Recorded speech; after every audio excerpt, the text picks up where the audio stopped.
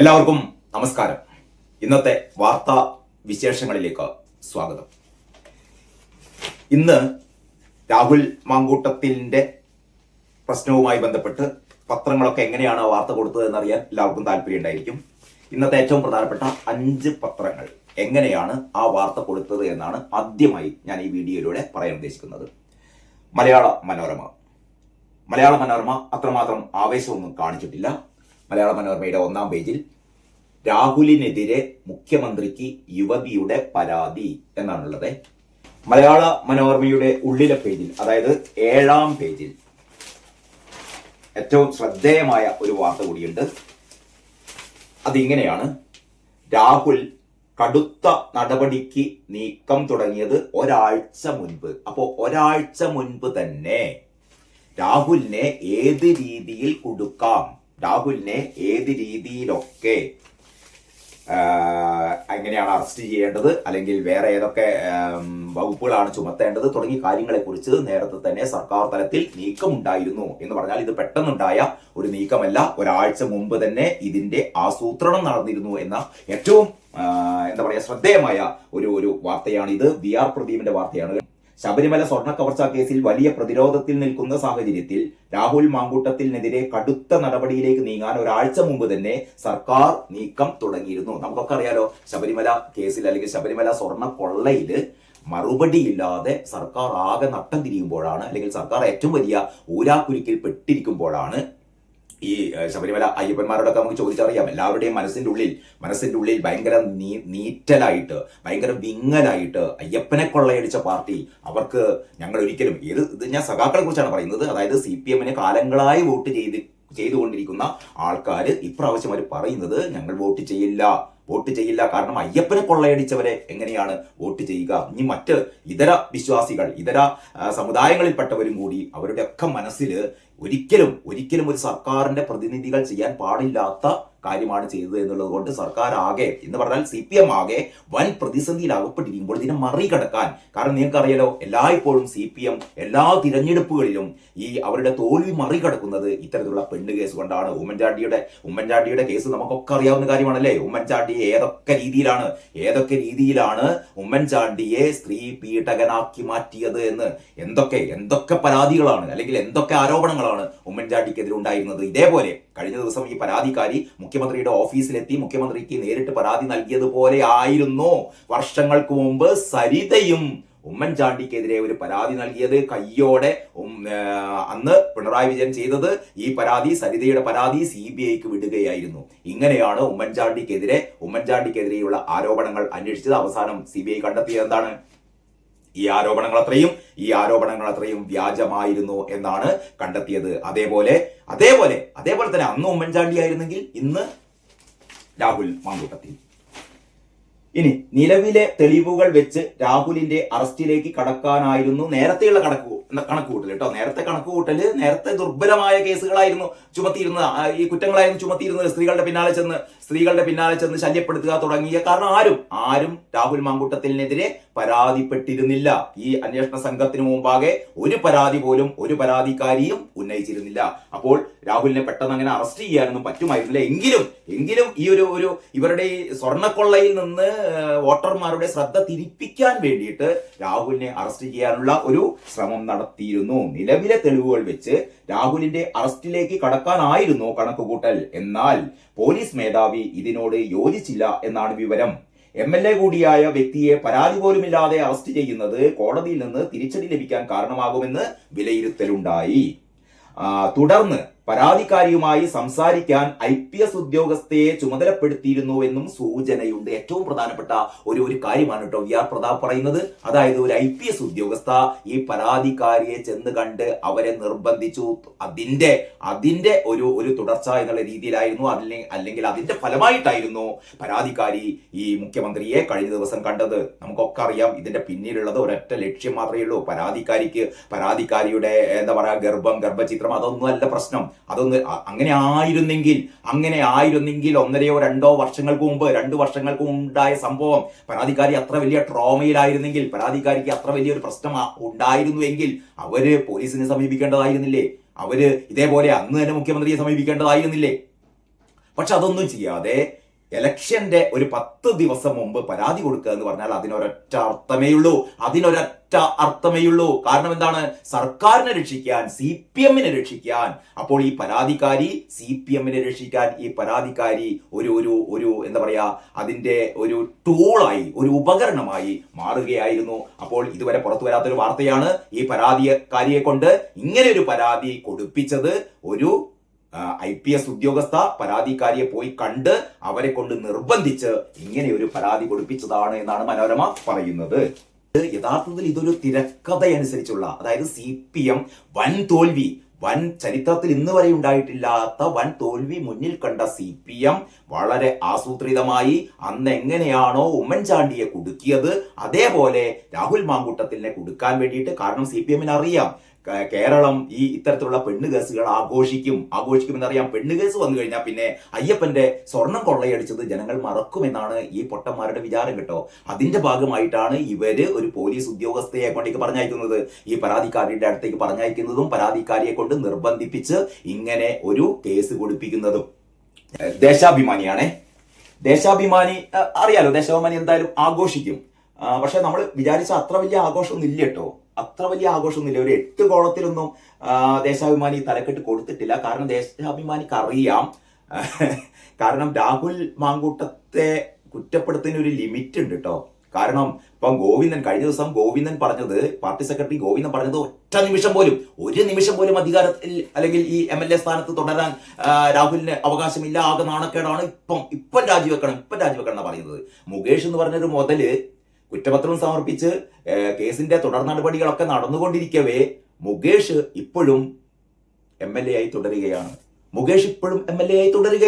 അപ്പൊ മുകേഷ് MLA ആയി തുടരുമ്പോൾ ഇതേപോലെ തന്നെ ലൈംഗിക ആരോപണം വന്ന PK ശശി MLA അല്ലെങ്കിലും അദ്ദേഹത്തിന് KTDC ചെയർമാൻ സ്ഥാനം കൊണ്ടിട്ട് എന്ന് പറഞ്ഞാൽ ഇത് ഒരു പാർട്ടി നൽകിയ ഒരു സ്ഥാനമാണ്. അപ്പോൾ PK ശശി KTDC ചെയർമാനായി തുടരുന്നു, മുകേഷ് MLA ആയി തുടരുന്നു. മാത്രമല്ല മന്ത്രിസഭയിൽ നമുക്കറിയാം, എണ്ണി പറയുകയാണെങ്കിൽ AK ശശീന്ദ്രൻ മുതൽ ഇങ്ങോട്ടേക്ക് ഗണേഷ് കുമാർ വരെ നീണ്ടു കിടക്കുകയാണ് ലൈംഗിക ആരോപണം ഉയർന്ന മന്ത്രിമാർ. നമ്മുടെ മുഖ്യമന്ത്രിയുടെ മരുമോന്റെ കേസ് വരെ കോഴിക്കോട്ടുകാർക്കൊക്കെ അറിയാം. ഞാൻ അതിനെപ്പറ്റി കൂടുതൽ പറഞ്ഞ് നാറ്റിക്കുന്നില്ല, അതുകൊണ്ട് ഞാൻ വിട്ടു. കാരണം ഇതൊക്കെ ജനങ്ങൾക്ക് അറിയാവുന്ന കാര്യമാണ്. ഇതൊക്കെ രാഹുൽ മാങ്കൂട്ടത്തിന്റെ കേസ് എന്ന് പറഞ്ഞാൽ ഇതിലൊരു വസ്തുതയുമില്ല എന്ന് ഇവിടുത്തെ ജനങ്ങൾക്കറിയാം. കാരണം വിധി കൽപ്പിക്കുന്നത് കോടതികൾ എന്തൊക്കെ പറഞ്ഞോട്ടെ ജനങ്ങളുടെ ഒരു വിധിയെഴുത്തുണ്ട് കേട്ടോ. ജനങ്ങളുടെ വിധിയെഴുത്താണ് എന്ന് വരാൻ പോകുന്നത് 13-ാം തീയതി, അടുത്ത മാസം 13-ാം തീയതി ജനങ്ങൾ ആദ്യഘട്ടത്തിൽ ഒരു വിധി എഴുതും കേട്ടോ. രാഹുൽ മാങ്കൂട്ടം തെറ്റുകാരനാണോ അല്ലയോ എന്ന് നമുക്ക് ആദ്യം കോടതി വിധി എന്തായാലും ഈ ഡിസംബർ 13-ന് മുമ്പൊന്നും കോടതി ഏതായാലും വിധിക്കാൻ പോകുന്നില്ല. ഈ കേസൊക്കെ അനന്തമായി നീണ്ടുപോകും. പക്ഷേ ജനങ്ങൾ ഒരു വിധി കൽപ്പിക്കാറുണ്ട്. ആ വിധിയാണ് 13-ാം തീയതി പുറത്തു വരാൻ പോകുന്നത്. അത് പുറത്തു വന്നാൽ നമുക്ക് മനസ്സിലാക്കാം ജനങ്ങൾ ആർക്കൊപ്പമാണ്, ജനങ്ങളുടെ വിശ്വാസം ആർക്കൊപ്പമാണ് എന്ന് മനസ്സിലാക്കി. ഇപ്പം തന്നെ സോഷ്യൽ മീഡിയയിലൊക്കെ കടന്നു പോകുമ്പോൾ ഇപ്പൊ പത്രങ്ങൾ, ഞാൻ നിങ്ങൾക്ക് പത്രങ്ങളൊക്കെ കാണിച്ചു തരുന്നുണ്ട്. പക്ഷെ പത്രങ്ങളെക്കാൾ കൂടുതൽ ഇന്ന് സാമാന്യ ജനങ്ങൾ ഏറ്റവും കൂടുതൽ ആശ്രയിക്കുന്നത് സോഷ്യൽ മീഡിയയാണ്. അവർ ഏറ്റവും കൂടുതൽ നോക്കുന്നത്, അവർ അഭിപ്രായം പറയുന്നത്, അഭിപ്രായങ്ങൾ ഷെയർ ചെയ്യുന്നത് ഒക്കെ സോഷ്യൽ മീഡിയ വഴിയാണ്. ഇവിടെ സോഷ്യൽ മീഡിയയിൽ മുഴുവനും ഒരു 99%, അങ്ങനെ തന്നെ പറയട്ടെ, കുറേ കൂടി വ്യക്തമായി പറഞ്ഞാൽ 99.99% ഈ സോഷ്യൽ മീഡിയ പ്ലാറ്റ്ഫോമിൽ രാഹുൽ മാങ്കൂട്ടത്തിന് അനുകൂലമായ തരംഗം തന്നെയാണ് കേട്ടോ. കാരണം സോഷ്യൽ മീഡിയയിൽ ആ രീതിയിലാണ്.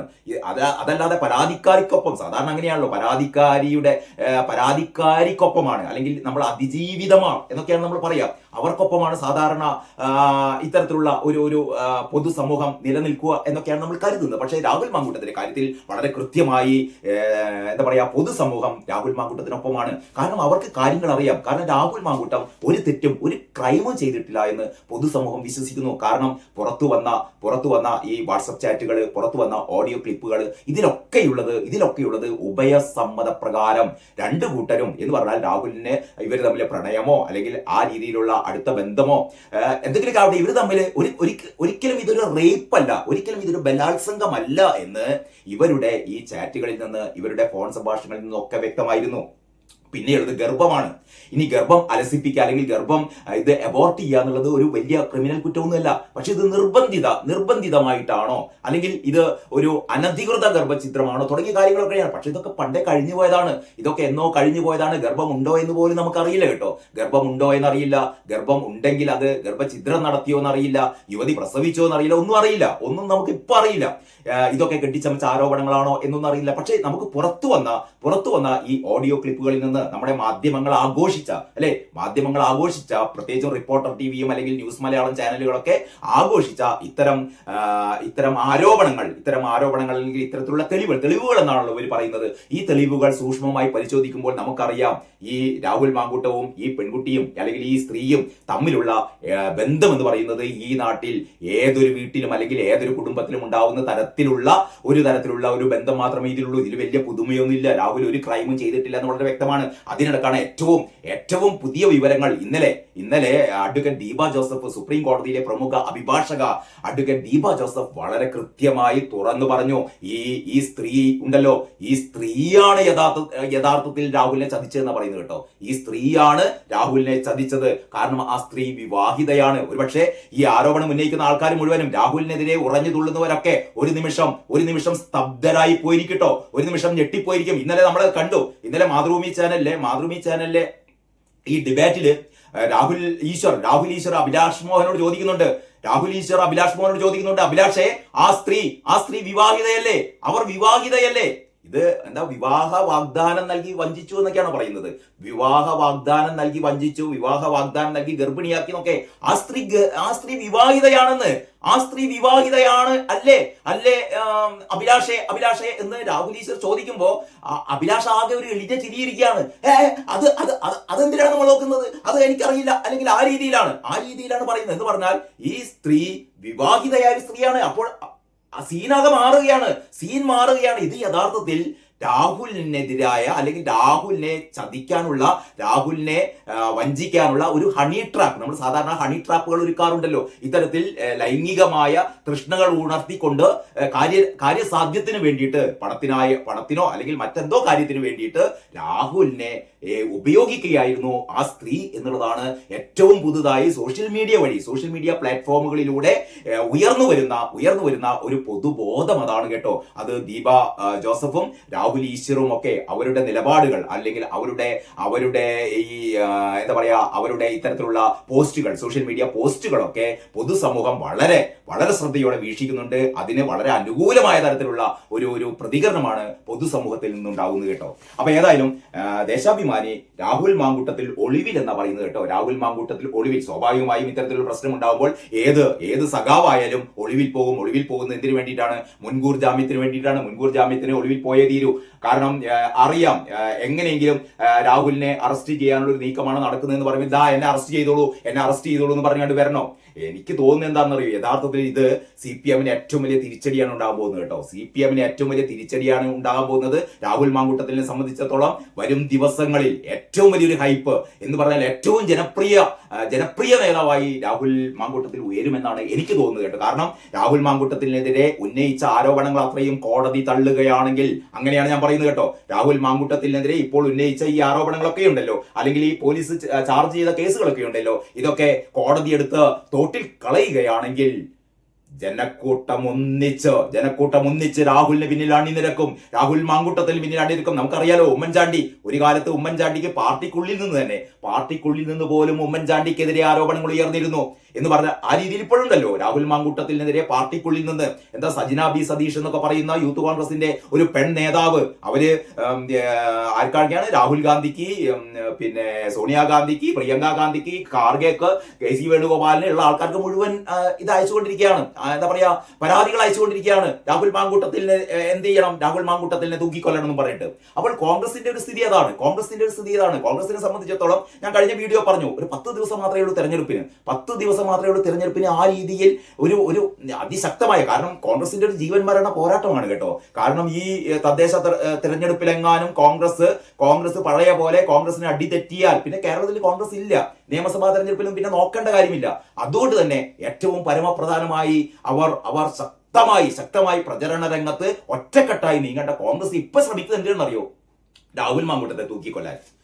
അതാണ് ഈ ഒരു പാർട്ടിക്കുള്ളിലുള്ള ഒറ്റുകാർ പഠിക്കേണ്ടത് എന്താണെന്ന് വെച്ചാൽ, പണ്ട് ഉമ്മൻചാണ്ടിക്കെതിരെയും ഒറ്റുകാരുണ്ടായിരുന്നു അല്ലേ? പക്ഷേ ഉമ്മൻചാണ്ടി അവസാനം കോടതി അദ്ദേഹത്തെ കുറ്റവാളിയല്ല, അല്ലെങ്കിൽ ക്രൈം ഒന്നും ചെയ്തിട്ടില്ല എന്ന രീതിയിലുള്ള വിധി പുറത്തു വന്നതിന് ശേഷം അവസാനം ഉമ്മൻചാണ്ടിയുടെ അന്ത്യയാത്രയിലൊക്കെ നമ്മൾ കണ്ടതാണ്.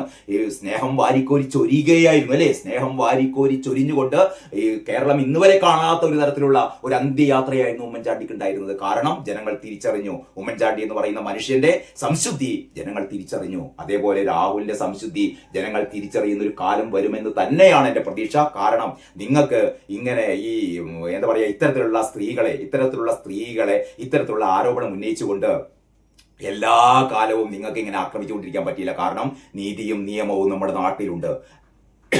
സോറി. അപ്പോൾ ദേശാഭിമാനി രാഹുൽ മാങ്കൂട്ടത്തിൽ ഒളിവിൽ കോൺഗ്രസ് MLA-ക്കെതിരെ യുവതി മുഖ്യമന്ത്രിക്ക് പരാതി നൽകിയെന്ന് പറയുന്നു. ഞാൻ നേരത്തെ പറഞ്ഞ പോലെ വല്ലാണ്ട് ഡെക്കറേറ്റ് ചെയ്യാതിരിക്കാൻ കാരണം രാഹുൽ മാങ്കൂട്ടത്തിനെതിരെ ആരോപണം ഉന്നയിച്ചാൽ അറിയാം. അതേ സമയത്ത് മുകേഷിനെതിരെ ശ്രീരാമകൃഷ്ണനെതിരെ ഐസക്കിനെതിരെ എണ്ണി പറയുകയാണെങ്കിൽ ഒരുപാട് CPM നേതാക്കൾക്കൊക്കെ എതിരെ ഇത് തിരിച്ചടിക്കും എന്നുള്ളൊരു പേടി കൂടി ഇവർക്കുണ്ട് കേട്ടോ. അതുകൊണ്ടാണ് കുറച്ചൊരു മയത്തിൽ ദേശാഭിമാനി ഇങ്ങനെ തലക്കെട്ട് കൊടുത്തത്. നിർബന്ധിത ഗർഭചിത്രം ഗർഭമുണ്ടോ എന്ന് നമുക്കറിയില്ല. ഇനി നിർബന്ധിതമായിട്ടാണോ ഗർഭചിത്രം നടത്തിയതെന്നും അറിയില്ല. ഇതൊക്കെ തെളിയേണ്ട കാര്യങ്ങളാണ്. ഇതൊക്കെ എങ്ങനെ തെളിയും? കഴിഞ്ഞ ദിവസം ഏഷ്യാനെറ്റിന്റെ ചർച്ചയിലെ സുഭാഷ് ബാബു പറയുന്നുണ്ട് കേട്ടോ, ഈ ഗർഭചിത്രം നടത്തി എന്നുള്ളത്, നീ ഗർഭചിത്രം നടത്തിയെന്ന് തെളിഞ്ഞാൽ പോലും ഈ ഗർഭം രാഹുൽ മാങ്കൂട്ടമാണോ അതിന് ഉത്തരവാദി എന്ന് എങ്ങനെ തെളിയിക്കാനാണ്? ഗർഭചിത്രമൊക്കെ നടത്തിക്കഴിഞ്ഞ് വർഷങ്ങൾ കഴിഞ്ഞ് ഇപ്പോ അത് രാഹുൽ മാങ്കൂട്ടമാണോ അതിന് ഉത്തരവാദി? പ്രത്യേകിച്ചും വിവാഹിതയായ ഒരു സ്ത്രീയുടെ ഗർഭത്തിന് രാഹുൽ മാങ്കൂട്ടമാണ് ഉത്തരവാദി എന്ന് എങ്ങനെയാണ് തെളിയിക്കാൻ പറ്റുക എന്ന് സുഭാഷ് ബാബു ചോദിക്കുന്നുണ്ട് കേട്ടോ. അതാണ് കേരളീയ പൊതുസമൂഹത്തിന് അറിയാം. ഈ കേസൊന്നും നിലനിൽക്കില്ല എന്നറിയാം. ഏതായാലും ദേശാഭിമാനിയുടെ 1-ാം പേജാണ് ഈ രീതിയിൽ ഞാൻ കാണിച്ചത്. ഇപ്പോൾ നമുക്ക് അടുത്തത് മാതൃഭൂമിയാണ്. മാതൃഭൂമി പറയുന്നത് രാഹുൽ കുരുക്കിൽ പീഡന പരാതി, യുവതിയുടെ മൊഴിയെടുത്തു, രാഹുലിന്റെ പേരിൽ കേസെടുക്കും, നേരിട്ട് പ്രതികരിക്കാതെ രാഹുൽ ഇന്നലെ ഒരു ഫേസ്ബുക്ക് പോസ്റ്റ് ഇട്ടിരുന്നു കേട്ടോ. അത് എങ്ങനെയാണെന്ന് വെച്ചാൽ, കുറ്റം ചെയ്തിട്ടില്ലെന്ന് ബോധ്യമുള്ളിടത്തോളം കാലം നിയമപരമായി പോരാടും എന്ന് സാമൂഹിക മാധ്യമത്തിലിട്ട കുറിപ്പിലാണ് രാഹുലിന്റെ പ്രതികരണമായി പുറത്തു വന്നത്. അപ്പൊ രാഹുൽ സാമൂഹ്യ മാധ്യമങ്ങളിൽ പുറത്തുവിട്ട പ്രതികരണം എന്താണ്? കുറ്റം ചെയ്തിട്ടില്ലെന്ന് ബോധ്യമുള്ളിടത്തോളം കാലം നിയമപരമായി പോരാടും. പോലെ ഒരൊറ്റ വാചകം മതി. കുറ്റം ചെയ്തിട്ടില്ല എന്ന് എനിക്ക് ബോധ്യമുള്ളിടത്തോളം കാലം ഞാൻ നിയമപരമായി പോരാടും. ഒരു വാചകം കൂടിയുണ്ട്. അതെന്താന്ന് വെച്ചാൽ സത്യം ജയിക്കും അല്ലെ, സത്യം ജയിക്കും എന്നുകൂടി പറയുന്നുണ്ട്. സത്യമേവ ജയതേ, സത്യം ജയിക്കുമെന്ന് ആത്മവിശ്വാസത്തോടെ രാഹുൽ മാങ്കൂട്ടം പറയുന്നു. മാധ്യമം പറയുന്നത്, മാധ്യമം ഒരു പ്രത്യേക ബോക്സ് കെട്ടിട്ടാണ്, അതിജീവിത മുഖ്യമന്ത്രിക്ക് പരാതി നൽകി, രാഹുൽ മാങ്കൂട്ടത്തിന് കുരുക്ക് മുറുകുന്നു, ജാമ്യമില്ലാ വകുപ്പുകൾ ചുമത്തി ഉടൻ കേസെടുക്കുമെന്നാണ് പറയുന്നത്. നിയമപരമായി പോരാടും, രാഹുൽ നിയമപരമായി പോരാടുമെന്ന് രാഹുലിന്റെ പോസ്റ്റ് കൂടി ഒരു പ്രത്യേക ബോക്സ് ആയി കൊടുത്തിട്ടുണ്ട്. ഇനി കേരളകൗമുദി കൂടിയുണ്ട്. കേരളകൗമുദി ഇരിക്കുന്നു. കേരളകൗമുദിയാണ് ശരിക്കും ഇത് ആഘോഷിച്ചത് കേട്ടോ. കാരണം കേരളകൗമുദിക്ക് ചിലപ്പോൾ അങ്ങനെയാണല്ലോ. മുഖ്യമന്ത്രിക്ക് പരാതി നൽകി യുവതി, രാഹുൽ പെട്ടു എന്നാ പറയുന്നത്. രാഹുൽ പെട്ടു. എന്ത് രാഹുൽ പെട്ടു? എനിക്ക് മനസ്സിലാവുന്നില്ല കേട്ടോ. രാഹുൽ പെട്ടു. എന്ത് പെടാൻ? ഫോൺ ഓഫാക്കി മുങ്ങി. പിന്നെ ഇങ്ങനെ ഒരു സംഭവം വരുമ്പോൾ രാഹുൽ ഫോൺ ഓൺ ആയിട്ട് എല്ലാ ഈ ചാനലുകാർക്കൊക്കെ മുന്നിൽ ഇങ്ങനെ നിൽക്കണം. അതാണോ ചെയ്യേണ്ടത്? മുൻകൂർ ജാമ്യത്തിന് ശ്രമം. വളരെ നിയമം അനുശാസിക്കുന്ന രീതിയിൽ മുൻകൂർ ജാമ്യത്തിന് ശ്രമം. അതിവേഗം മൊഴിയെടുപ്പ് എന്ന് പറയുന്ന ഒരു ബോക്സ് ഉണ്ട്. ഏതായാലും ഇങ്ങനെയൊക്കെയാണ് ഇന്നത്തെ പ്രമുഖ പത്രങ്ങളൊക്കെ വാർത്ത നൽകിയത്. പക്ഷേ രാഹുൽ തീർച്ചയായും രക്ഷപ്പെടും. കാരണം രാഹുൽ ഒരു കുറ്റവും ചെയ്തിട്ടില്ല എന്നത് ഇതുവരെ പുറത്തു വന്ന തെളിവുകൾ എന്ന് പറഞ്ഞാൽ ആരോപണങ്ങൾ, അല്ലെങ്കിൽ ഈ പറയുന്ന ചാറ്റുകളോ ഈ പറയുന്ന ടെലിഫോൺ സംഭാഷണങ്ങളോ, അല്ലെങ്കിൽ രാഹുലിനെതിരെ പരാതി ഉന്നയിക്കുന്ന റിനി ആൻ ജോർജ് പോലുള്ള നടിമാരുടെ വർത്തമാനങ്ങളിൽ നിന്നോ, അല്ലെങ്കിൽ ഈ റിപ്പോർട്ടർ TVയുടെ റിപ്പോർട്ടർ ടി വി ഒക്കെ ഇന്നലെ പാതിരാത്രി വരെ ഇങ്ങനെ ആഘോഷിക്കുകയാണ് കേട്ടോ. പൂക്കുറ്റി കത്തിക്കുന്ന പോലെ സ്ക്രീനിൽ മുഴുവനും രാഹുലിന്റെ പടം വരുന്നു, രാഹുൽ ഇതാ അറസ്റ്റ്, രാഹുൽ തീർന്നു, രാഹുലിനെ തൂക്കിക്കൊല്ലും, അങ്ങനെയുള്ള എന്താ പറയാ, ആഘോഷിച്ച് തിമിർക്കുക എന്നൊക്കെ പറയില്ലേ, അങ്ങനെയായിരുന്നു റിപ്പോർട്ടർ ടി വി ചെയ്തിരുന്നത്. പക്ഷെ കൈരളിയേക്കാൾ മുന്നിൽ ഇതിന്റെ ഒക്കെ പിന്നിൽ പ്രവർത്തിച്ച ഒന്നാം പ്രതി എന്ന് പറയുന്നത് തിരിച്ചടിക്കുക തന്നെ ചെയ്യും. ഇത്തരത്തിലുള്ള ചാനലുകൾക്കൊന്നും എല്ലാ കാലവും ഇങ്ങനെ ആഘോഷവുമായി മുന്നോട്ട് പോകാൻ പറ്റില്ല. കാരണം നീതി, നിയമം ഒക്കെ തെളിവുകളുടെ പിൻബലത്തിൽ മാത്രമേ ഉണ്ടാവുള്ളൂ. കാരണം വരും ദിവസങ്ങളിൽ എന്ത് സംഭവിക്കാൻ പോകുന്നതെന്ന് നമുക്ക് കാത്തിരുന്ന് കാണാം. പുതിയ വീഡിയോ ഞാൻ കൂടുതൽ വിശേഷങ്ങൾ അടുത്ത വീഡിയോയിൽ നമുക്ക് ചർച്ച ചെയ്യാം. അതുവരെ എല്ലാവർക്കും നന്ദി, നമസ്കാരം.